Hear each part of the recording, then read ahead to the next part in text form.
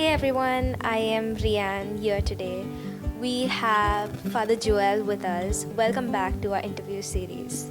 So, Father, may we begin? Yes, we can. Alright. It's been 8 years through your priesthood, right? So, could you share with us your experience about how has it enlightened you? Being ordained as a priest and then being appointed in a parish, and mainly in a parish we have senior priests with you who are 35 years, 40 years a priest. And when I look at myself, beginning with my priesthood while others almost at their threshold of their priesthood, sometimes I wonder, will I reach that position where as 40 years or 35 years as a priest? But then when I look back at these 8 years that have gone by, yes, I've indeed enjoyed my priesthood. It's good to be positive. So, yes, definitely you will reach that point too. Could you also tell us that in your priestly journey, was there anything that surprised you? The biggest surprise to me is that I've become a priest, because I didn't want to be a priest in the first place. But then I don't know how things worked out. As you always say, God works in mysterious ways. Yes. And you don't know how God works. Just go along with the flow, and that is, you see me now sitting in front of you as a priest over here. But yes, that was a surprise for me of being ordained as a priest. That is one thing. But it is really good to be as a priest and to work with the people. Indeed, it is.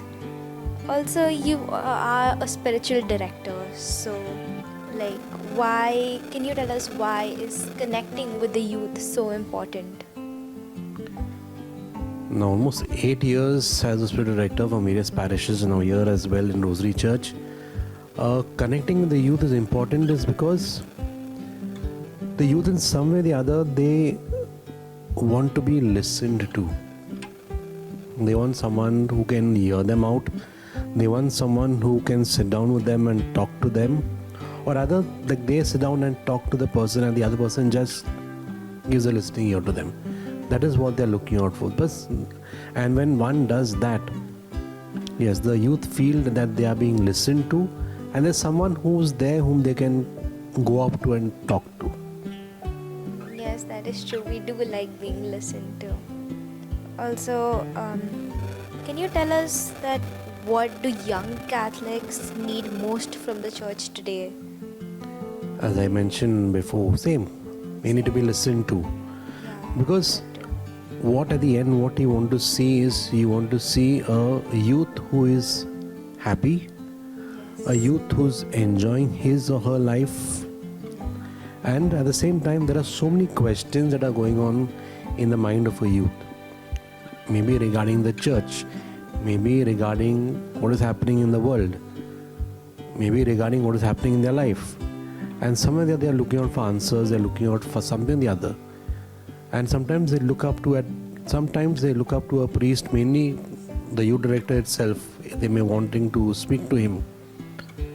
So when the youth director is there, making himself available to them and listening to them, and at the same time, if they have any doubts, any clarifications, any questions, they can feel free to ask.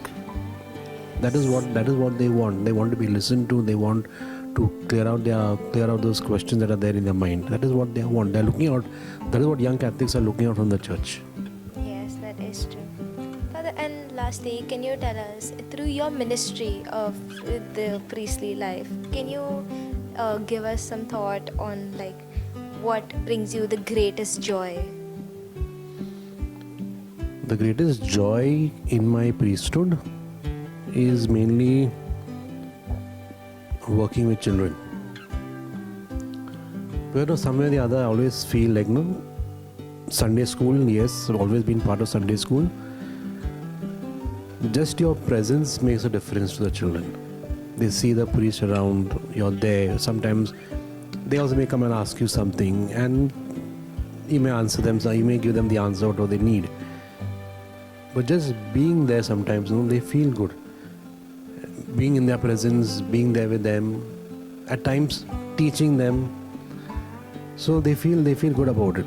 One thing which I really feel sad is I pray, whatever the parishes where I've been plus here, is whenever, if you are very connected to children, and the moment you leave the parish and you go, you're transferred, very often you see these children crying at times, because they know that there's somebody whom they could reach out to, or they could talk to. And when that person goes, they say, now whom shall we go to, or who's the person, like, no, they miss that person. Thank you so much, Father, for being here with us today. Thank you.